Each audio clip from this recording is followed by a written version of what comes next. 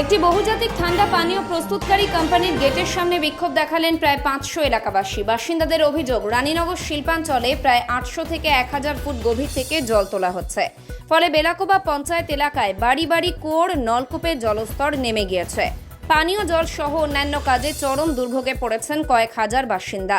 এদিন পরিশ্রুত পানীয় জলের দাবিতে রানীনগর শিল্পাঞ্চলে ঠান্ডা পানীয় প্রস্তুতকারী কোম্পানির অফিসের সামনে বিক্ষোভ দেখান তারা। কর্তৃপক্ষ ক্যামেরার সামনে মুখ খুলতে চায়নি। প্রতিবাদের সরব পঞ্চায়েত প্রধানও।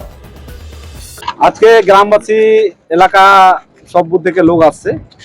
আজকে একটাই কারণ, আমাদের জলের সমস্যাটা। এখনো 1000 ফিট ভিতরে যে জল তুলতেছে এরা, এলাকার জল পাচ্ছে না, স্নান করার জল পাচ্ছে না, খাওয়ার জল পাচ্ছে না। হ্যাঁ, অনেক ভিতর থেকে জল ওরা এই কোকোকোলা হওয়াতে আমাদের খুব ক্ষতি হচ্ছে। এবং সামনে একটা নদী আছে, ওইখানে লোকজন চান করতো এবং গরু বাছুর জল খাইতো। হ্যাঁ, মানুষ সব সময় নদীতে কাপড় ধুইতো। সেই নদীতে এমন নোংরা হয়েছে, মানে পুরা নামলে পুরা চুলকানি হয়ে যাচ্ছে। গরু বাছুর তো জলেই খাচ্ছে না।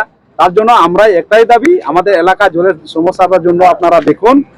ওরা 3 দিন টাইম নিয়েছে, যাতে আমরা অডিট চলতেছে, 3 দিন পরে আপনাদেরকে জানাচ্ছি।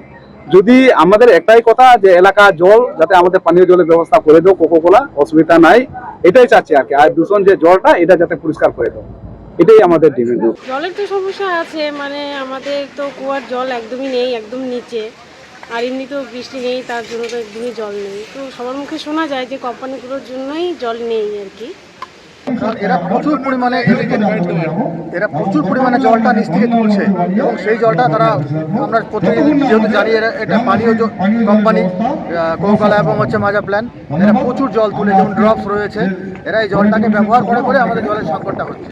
এবং পাশাপাশি আরেকটা প্রবলেম রয়েছে, এরা যে প্রোডাকশনটা করছে, এদের যে দূষিত জল, সেই জলটা এরা নদীর মধ্যে ফেলছে এবং সেটাও একটা নদী দূষিত হচ্ছে। এবং সেই নদীতে মানুষ স্নান করতে পারছে না, গরু জল খেতে পারছে না এবং জলে নামলে পরে লোকের নানা ধরনের রোগ হচ্ছে। তা এই ইসের থেকে আমরা বিরতি চাই। এর জন্য আমাদের একটা গণডেপুটেশন আমরা সবাই মিলে আজকে জমা করলাম।